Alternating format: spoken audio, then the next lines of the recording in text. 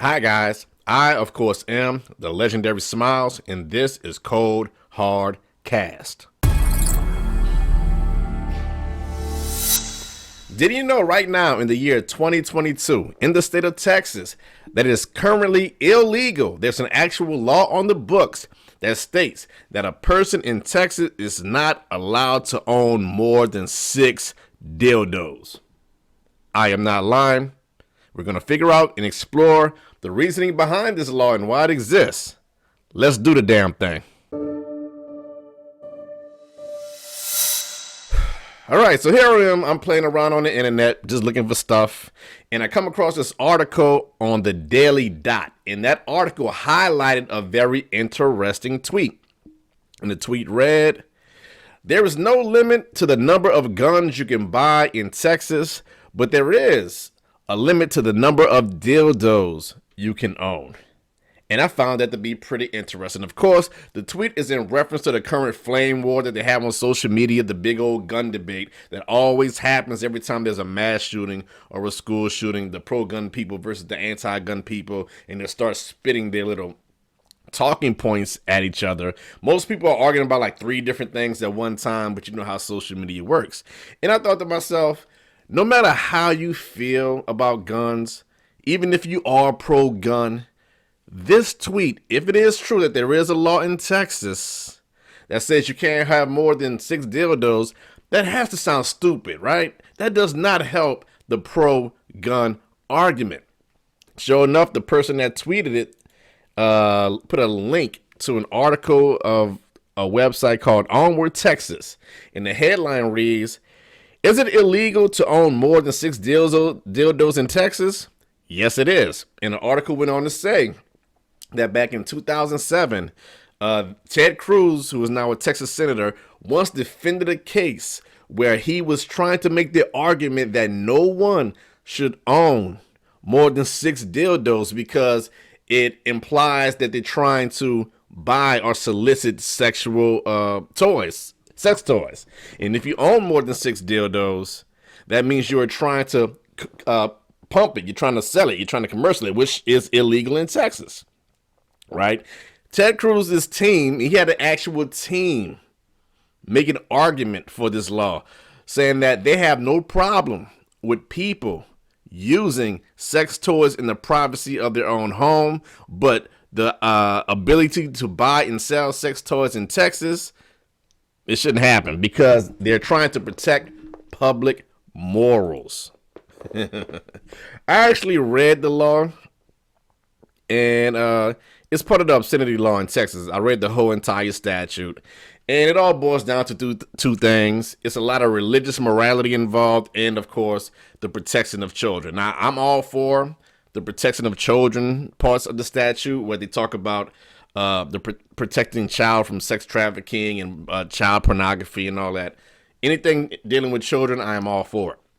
However, the rest of the law had a lot of religious implications in it, meaning that you can tell that this law was written based on a religious bias or based on religious morality. And when I saw this law and how it actually exists, that you are not allowed to own a certain amount of sex toys in Texas, it got me thinking about what kind of other crazy laws exist. And I did a Google search, and each state has their own little weird laws. But the ones that I find very interesting are the laws that were written in like the late 1800s, the early 1900s. You can tell that this nation was a Judeo-Christian nation at this time because a lot of the laws are based on religious practices, are based on religious beliefs and religious ideology. A lot of things you couldn't do on a Sunday because people believed that Sunday was the day of rest. So they made laws to implement their religious beliefs. And that got me thinking about what the separation of church and state really means. It got my brain tinkering. So Christian conservatives, the way they believe the separation of church and state is interpreted, they're saying that the state is not allowed to impede a person's way of worship. They're not allowed to intrude. They're not allowed to prevent. They're not allowed to stop a person from worshiping the way they choose. And I agree with that.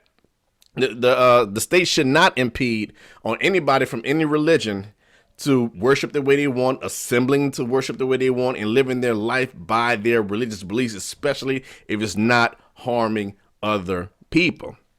The thing is, Christian conservatives have no problem with the state implementing laws that support their religious beliefs and their religious moralities. And till this day, especially when it comes down to the abortion law, you see that a lot of politicians are using their personal religious beliefs for their stance on abortion, right? So when it comes to the separation of church and state, yes, they do have a problem with the state trying to impede on their church beliefs, but they have no problem with the state using their power to enforce their church beliefs onto other people, and I don't think that's fair. When I look at the definition, or what I believe the definition of church and state is that not only should the state not impede on the church, but the state cannot also support and enforce the beliefs of the church onto law, onto policy, and onto civilians. There should truly be a separation of church and state both ways, not just one way going. All right. And it got me thinking about, do Christian conservatives really believe that it is okay for them to pass laws dealing with morality? Do they believe that it's okay to legislate morality? Like, do they believe that it's their responsibility, or it's their right, or it is just okay to pass laws that make a person or force a person to live a moral lifestyle? I ask that because I understand that some laws are based on immorality, like killing, murder, theft. I believe that killing, murder, theft, rape, sexual assault, things of this nature should be illegal, and they are all immoral. However, there are certain things that people do that are also immoral, but I don't think shouldn't be illegal. For instance, let's take adultery. I think cheating on your partner, I think cheating on your spouse is immoral, but I don't think anybody should go to jail for it. I don't think there should be a law that says if you cheat on your spouse, or if you step out on your marriage, or you do anything like that, you should go to jail. I think lying is immoral. Lying in general conversation. I'm not talking about lying like fraud, like you're taking advantage of somebody and they're losing out on money because of a scheme. That, of course, should be illegal. I'm just talking about just lying in general conversation. You're just at a bar, you're talking to somebody, and you can tell that they're full of BS. You know that they're telling you stuff that either didn't happen, or they're misconstruing some of the facts to make themselves look better. You can tell that they're blatantly lying to you. But even though I think that is immoral, I think lying to somebody is immoral, I don't think it should be illegal. Nobody should be at the bar lying about the size of the fish they caught or how many women they slept with. I don't think you should call the police and say, this guy just lied to me. That is immoral. He needs to go to prison. I'll take it even a step further. I don't think threats and insults should be illegal technically, especially if they're vague threats. You know, sometimes people get angry and they say, oh, I'm going to hurt you, I'm going to kill you, and all that. And I know most people believe, though, if you threaten to do this or if you threaten to do that, like bomb threats or whatnot, or school shooting threats, you know, the person who's made the threat should go to jail. But I'm dancing that line. Like, if they say the threat, but they don't actually go through with it, should they get arrested? Should they? I don't know. I think they should be watched. I think threats should be taken seriously to a certain extent, but I don't think a person should immediately go to jail for making a threat. I don't think a person should go to jail for being racist, misogynistic, or homophobic, and they start spilling their hate onto somebody, like insulting them, calling them names, you know, saying, I don't like you because of your race, or I don't like you because of your sexual orientation. I think a person who is bigoted shouldn't go to jail for just spewing their bigotry. Hate speech. You know, we're trying to protect from hate speech. I get all that, but should hate speech really be illegal if they're not really harming anybody? Yes, they might be hurting your feelings. And a lot of these things that are dealing with immorality that I think should not be illegal all have to do with hurting feelings. That's what makes it immoral. All right. You found out that somebody lied to you about something. That might hurt your feelings. Somebody insults you or berates you and tells you they don't like you because who you are or who you do sex with or what your race is. That might hurt your feelings. You find out that your partner has cheated on you. That might hurt your feelings. I get it. It hurts your feelings. But if you're not suffering through any physical harm, I don't think it should be illegal. I don't think hurting feelings should be illegal. Even if you can make the case that some of your hurt feelings lead to you going to like a deep down depression and now you got to go to therapy and take medication or whatnot. I get all that, but I think your own personal feelings are your own personal feelings and nobody should be responsible for your own personal feelings. However, when it does come to murder and rape and assault and things of these natures, now you're actually harming somebody physically. You're doing demonstrable damage to them or their property. I believe theft and vandalism of another person's stuff should be illegal because once again, you're damaging somebody else. You want to destroy your own property in your own home, you flip out, you go insane, and you want to bring a bat to your television. Dumb decision, but it's your property, smash it. You go to somebody else's place and start smashing their stuff, illegal. You're damaging somebody else. My whole thing is whether something is immoral or moral or not, to me, the legality of it should be based on, are you harming somebody else? Are you harming or damaging somebody else's body and property? Not their feelings, but their actual physical body and their actual physical property, like that. But then there are these, I'm sorry, I keep adjusting my chair. It keeps sinking. I need to get a new chair. If you're watching this on YouTube and I'm a bit fidgety, I'm sorry, but my chair keeps sinking. I need to get a new one. But that got me thinking about laws that are on the books that are clearly designed to protect the morality of the public, but are they really immoral in nature? I call these debatable moralities.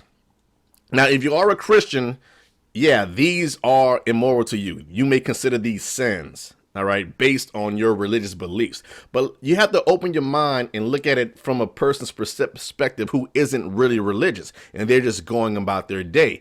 Is what they're doing really that immoral? And I have 3 examples that always come to mind when I think about debatable morality, meaning that even though it might be immoral to you, it might not be immoral to another person. That's gambling, prostitution, and drug use. All right. There were laws against gambling. There were laws against prostitution. There were laws against drug use. And all these laws to me are just based on the morality of what's actually going on. Most people find these things immoral because they could cause some sort of financial damage or loss or safety when it comes to prostitution, or it could destroy homes. You know, drug use and prostitution and gambling can destroy families. You know, if somebody's doing all these things irresponsibly, there could be a negative backlash. It has happened. I understand that. But is the morality of it when it comes to consenting adults need to be protected by law? Meaning that if an adult chooses to engage in these activities, even though it can cause harm, should laws be designed to protect people from themselves? And I don't believe it should. On the surface of the decision, right? The person should be able to be held accountable for their own actions. I don't think laws should be designed for stopping a person from making a bad decision if that bad decision affects the feelings of the people around them. I don't think we should design laws to protect people from making bad decisions that could implode their own personal life, if that makes any sense. Like gambling. Let's think about the morality of it. We all know that a person can lose all of their money when they gamble. They can lose it all. But just the concept of making that decision.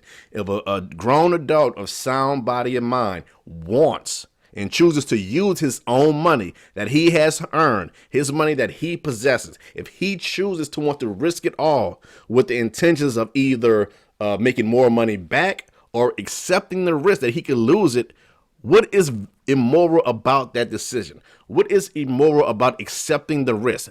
Who is he damaging other than himself? He's taking money that he has earned, right? And he's saying with sound mind and body, I want to use this money that I earn to place a wager, to place a bet, and risk losing my money with the intentions of hopefully winning something back.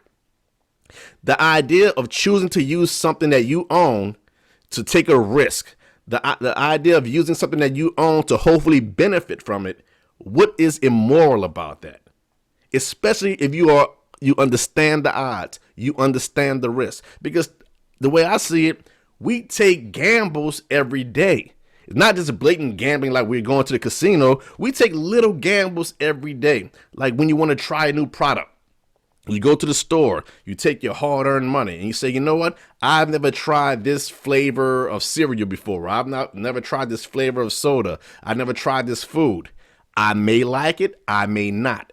That's a risk. What I'm going to do is I'm going to take my money, buy this product, and take it home. I might enjoy it. I might not. That's a gamble. And guess what? If you don't enjoy it, maybe you could get a refund. But for the most part, you just lost out. You spent money, you made a risk, and then that risk didn't fall into your favor. Now, granted, it's small fries compared to losing your home or losing all your money. But once again, the concept or the idea of making that choice still stands. You are willing to risk something that belongs to you for the intentions of getting something you may enjoy, but it might not work in your favor. You are taking a risk. When you buy a car in a car lot, you might buy a lemon.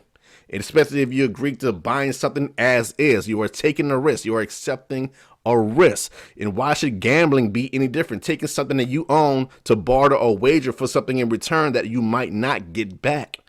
It's all a risk. And ironically, people say, well, people have a gambling addiction. I get that. I understand that, but does that mean everyone has to suffer for that? Just because some people are susceptible and succumb to an addiction, or some people are irresponsible and they lose it all. They lose all of their money and they destroy their family. Just because some people gamble irresponsibly, should those who do this responsibly have to suffer? Recently here in Louisiana, we just got sports betting, right? And I tried it. I experimented with it. I'm not really a gambling person, and I'm not susceptible to addictive behavior, so I was safe. I gambled a few times. I won some. I lost some. Overall, I broke even. I was smart enough to stop when I was ahead. Like, all right, that's enough. I don't see these odds working out for me. I had the wherewithal to just chill out. All right. Nobody had to protect me. I get that. But let's say the next person doesn't have the same discipline that I have, and they go all off the rocker with it. And now they're like, all right, too many people are losing their money. We have to stop sports gambling again in Louisiana. Why?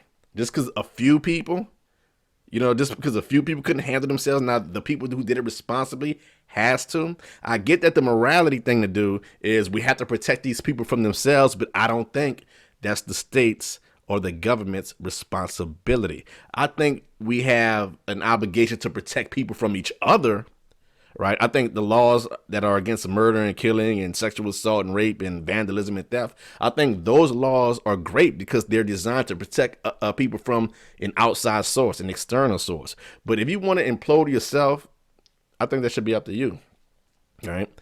And when it comes to taking risks, when it comes to taking risks, I always thought about, we see gambling as immoral. Well, most people see gambling as immoral. I personally don't.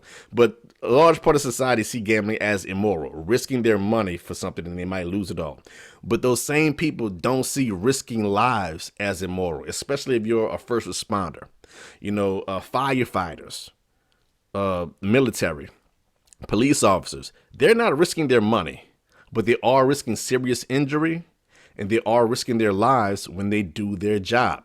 A fireman can burn to death if he's caught in a fire the wrong way, but he takes that risk. A fireman can get killed on a job. A police officer can get killed on a job. Hell, most people can get killed on a job. Roofers, electricians, EMT workers. There are very hazardous jobs out there. If you work in an oil field, things of this nature, you are risking your lives. You are putting yourself at risk of injury or death. But if you understand that risk, who's to stop you? So why is it okay for people to decide as a grown adult, I'm going to risk personal injury, I'm going to risk my life because I want to do this job and I want to get paid in return, right? I'm risking my body for the benefit that I might get back money and I might get back fulfillment. How is that different from somebody risking their money to do the same thing, trying to get something back?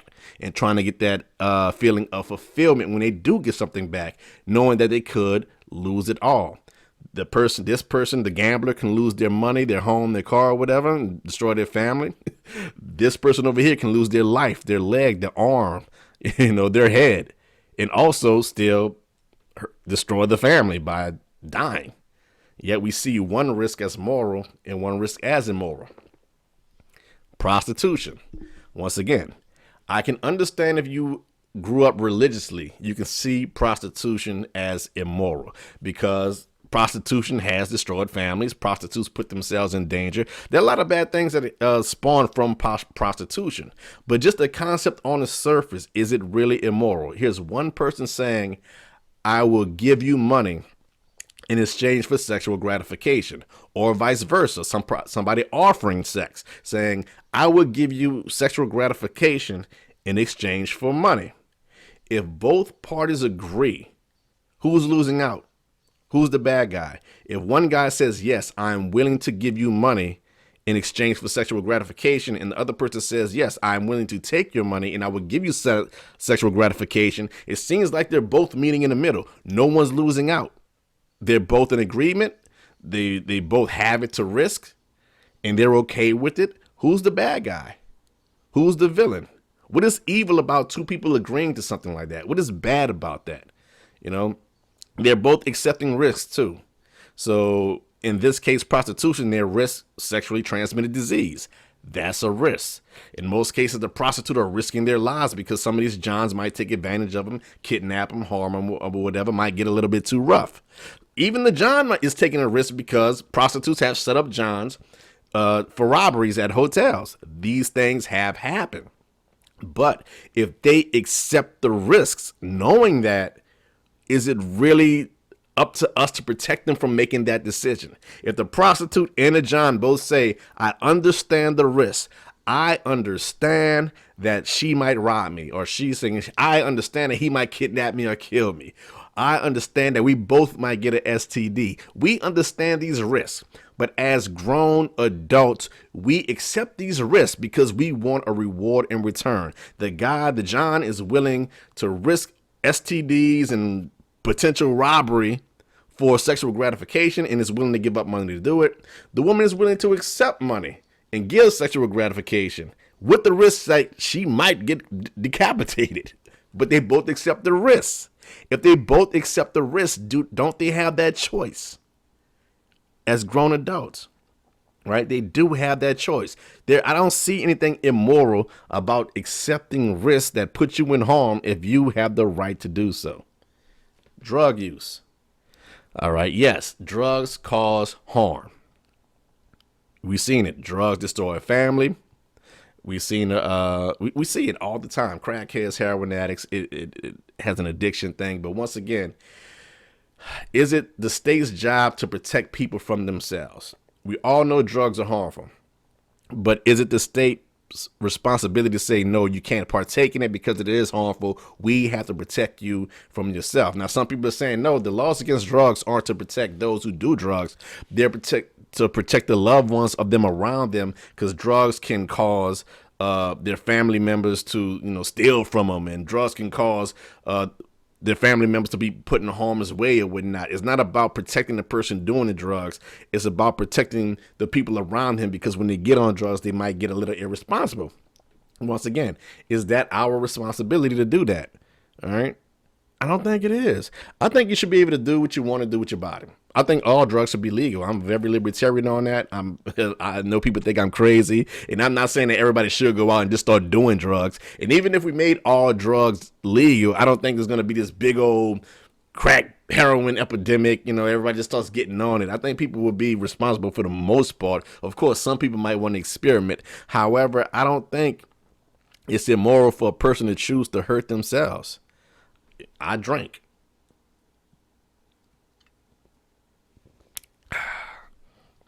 I understand the harms of drinking beer and drinking liquor.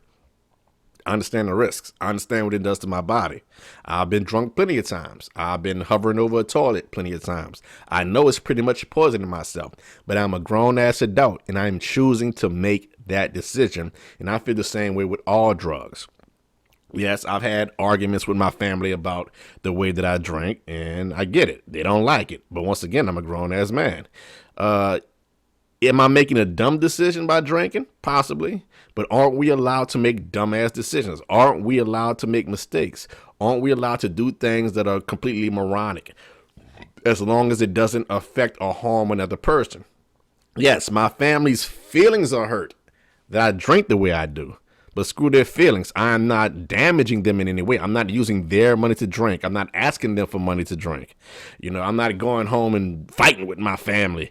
I'm not arguing. I don't call nobody and bother them. They pretty much argue with me. I don't bother nobody. But we have these arguments about the way I drink. It's usually my family's concern, and they always call me and argue with me. However, I don't bother anybody when I drink. And most people who partake in drugs, they're functioning. They're functioning cocaine heads. They're functioning crackheads. They're functioning heroin addicts and pill takers. They're out there. There are more people on drugs than you think. If there's a war on drugs, drugs are winning. Trust that. But for the most part, besides making dumb decisions, most people take their drugs responsibly because they understand the harm that drugs can do. Just like I do with my drinking. Most drug users are like me when it comes to drinking. They're responsible. They still go to work and all that. They might have an issue every now and then, but they accept the risk. And whenever something does bad happen to them, they take full responsibility. So, yeah, when it comes to morality, the issue is it the responsibility of the state to protect people from themselves, to protect people from making dumb decisions, to protect people from harming themselves? I am all for making laws to protect people from others, but when it comes to self-harm, that is not the issue, right? It shouldn't be an issue. We should be allowed to. That brings us to the Texas Dildo laws and how flawed it is. All right, so Ted Cruz is a perfect example of a politician who uses his religious beliefs to justify his political decisions. And I always think that logic is flawed. I don't think, like I said, when it comes to separation of church and state, I think they should be mutually exclusive, going both ways. The state shouldn't use religion to implement laws, nor should the state use their power to, impede on the church's lifestyle. But when it comes to this Texas Dildo law, Ted Cruz actually defended this law, and he defended his laws based on his own personal religious morality. All right. His personal religious morality dictates that, yeah, a person can own as many guns as they want, but for the protection of public morals, a person should not be able to own a certain amount of sex toys because it's immoral. All right. And I don't think he sees. Let's see. I have some excerpts from an article. This is from a Mother Jones article. I'll put the link in the description if you're watching this on YouTube. So all of my source material, if you want to read the Texas Dildo law statute in its entirety, if you want to read all the articles that I referenced, I'm going to put the link on my YouTube channel. But here's an excerpt from a Mother Jones article of Ted Cruz and his I don't know what you call it, his staff, defending a law about the dildos and why it should stay in place. And so I'm going to read. It says, the brief insists that Texas, in order to protect public morals, had police power interests in discouraging prurient interest in sexual gratification, combating the commercial sale of sex, and protecting minors. I'm completely on board with the protection of minors. Yeah, I get that. But it's part about discouraging prurient interest in sexual gratification. I have to look up what that word prurient. I'm pronouncing it wrong, but I don't know. I've never seen it before until I read this. Prurient. It just means somebody who just has a weird curiosity about sex and you want to do it a lot.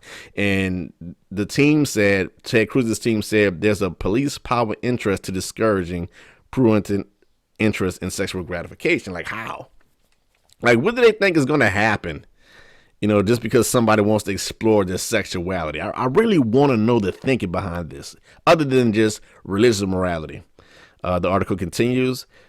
It says that there was a government interest it maintained in discouraging autonomous sex. Their brief compared the use of sex toys to hiring a willing prostitute or engaging in consensual bigamy. All right. A lot of big words here that I had to look up just to get an idea what the hell he was talking about. But it all goes down to they were trying to control sexual behaviors. Like they akin buying sex toys is akin to prostitution, meaning, when you use a prostitute, you're buying a person of a sexual pleasure, and buying a sex toy is no different. You're buying something for sexual pleasure. However, what's wrong with buying a person or a thing for sexual pleasure? That's the part I don't get. Like I don't get how they can wrap their heads around trying to curtail a person's sexual interest. Like when they said they have a police power interest or a governmental interest to curb sexual behavior, what do they think the threat is when it comes to exploring your sexual behavior? Even if it is you want to explore using sex acts or homosexual acts or polygamy with multiple partners. Even if you want to do all that, why should the government be concerned about it? Like, other than, like they said, protection of minors, I get that. But if they're all consenting adults, who the hell cares? Another part of the article says, this is from Ted Cruz's office. There is no substantive due process right to stimulate one's genitals for non-medical purposes unrelated to procreation or outside of interpersonal relationships. What he's saying is,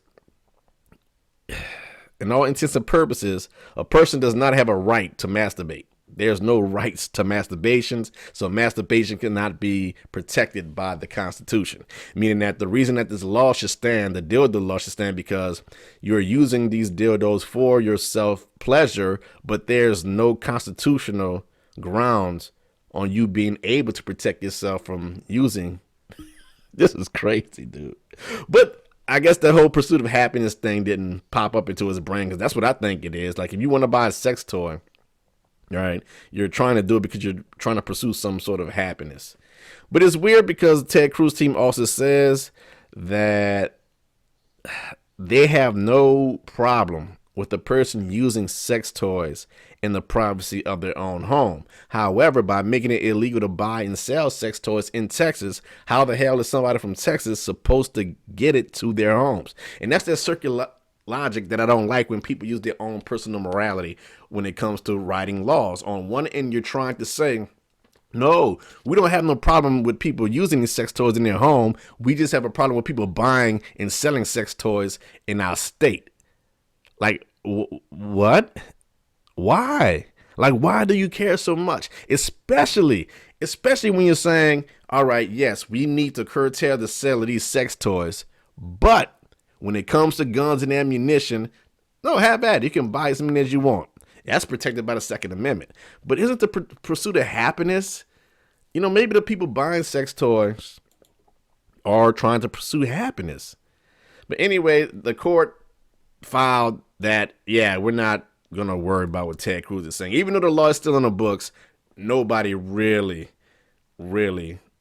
enforces that law after 2007.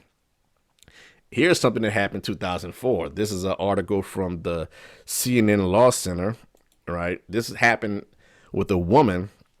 She was 43 years old. She works for a company called Passion Parties. Once again, I will put this link to the story in my description so you can see the source material.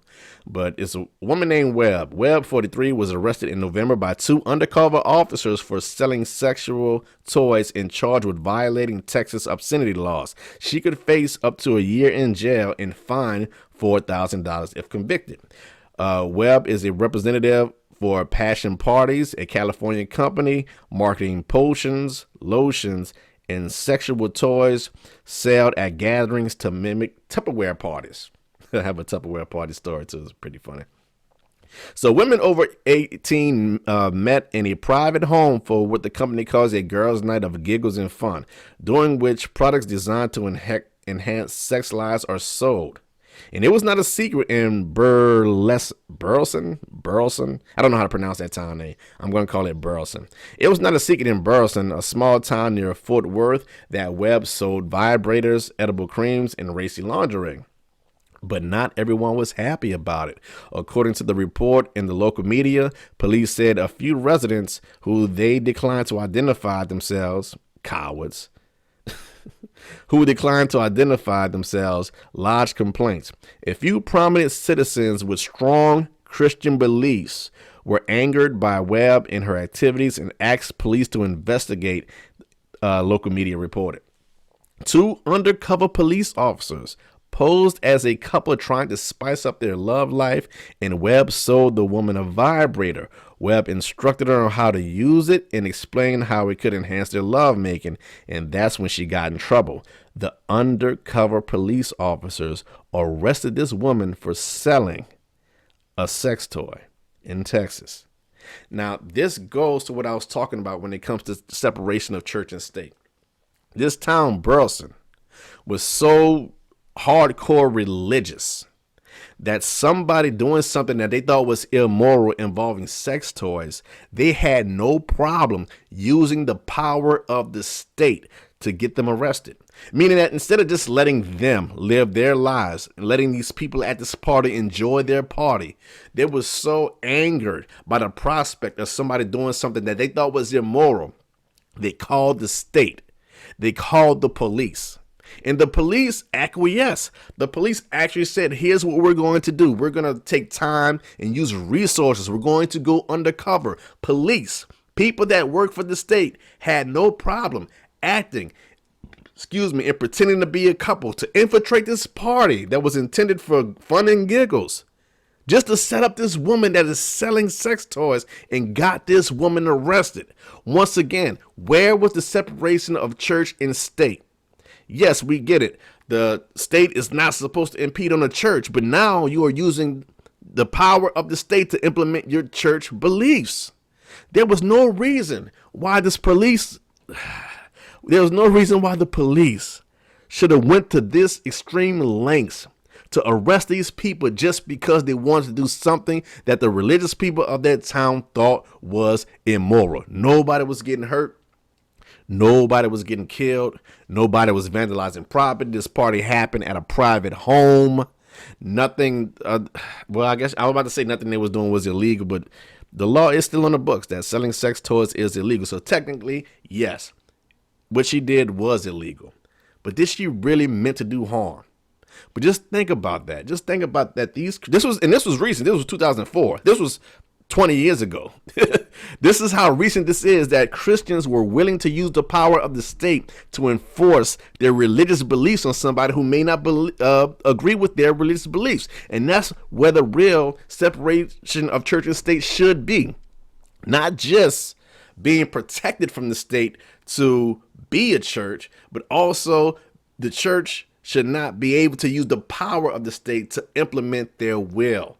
True separation of church and state. I have no problem with a person living their lifestyle by their religious beliefs. I am all for that. You live your life, and I will protect you from the state if they try to impede on your religious lifestyle. They say you can't assemble here and you can't worship this way. As long as you're not harming another person, if you're not destroying anybody's property, if you're not spitting on graves and stuff like that, like the West Barrow assholes, if you're not doing anything like that, I have no problem with you living your lifestyle with all the restrictions. You don't want to buy any sex toys? Fine. You don't want to take any drugs and gamble? You don't want to do anything that you believe is religiously immoral? I am all for you living your lifestyle the way you choose. However, I am completely against you using the power of the state to force me to live your lifestyle.